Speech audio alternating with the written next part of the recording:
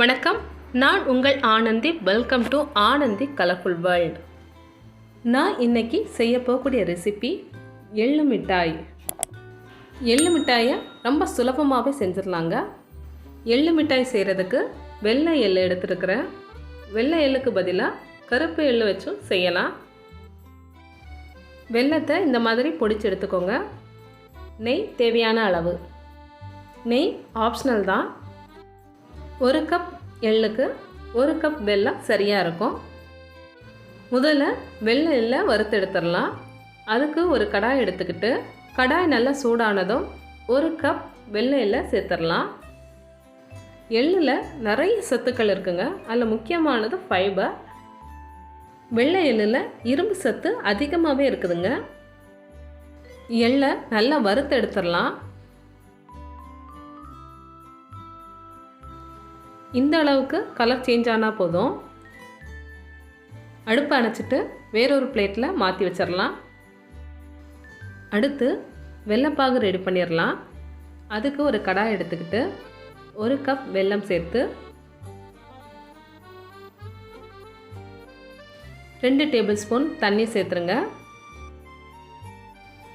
அடுப்பு மீடியம் ஃப்ளேம்லேயே இருக்கட்டும். லேசாக இந்த மாதிரி கலந்து விட்டுட்டே இருங்க.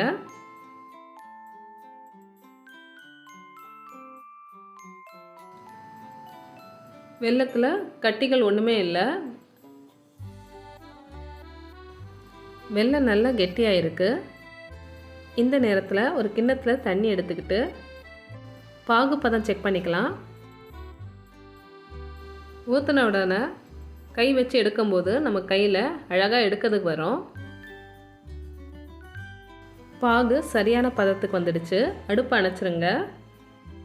அடுப்பு அணைச்ச உடனே வறுத்து வச்சுருந்த வெள்ளை எள்ளை இதில் சேர்த்துடலாம்.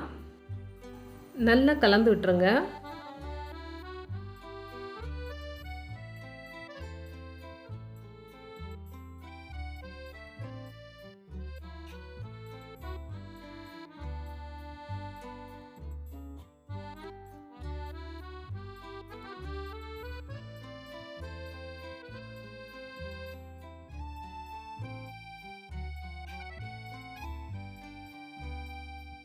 கடைசியாக நெய் 1 டீஸ்பூன் சேர்த்து நல்லா கலந்து விட்டுருங்க.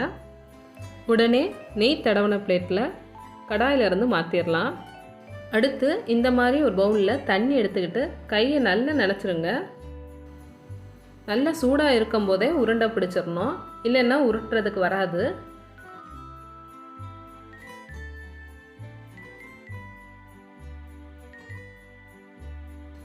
இதே மாதிரி எல்லா உருண்டைகளையும் உருட்டி எடுத்துடலாம். ஒவ்வொரு தடவை உருட்டும் போதும் கையை இந்த மாதிரி நினச்சி எடுத்துக்கிட்டு உருட்டுங்க.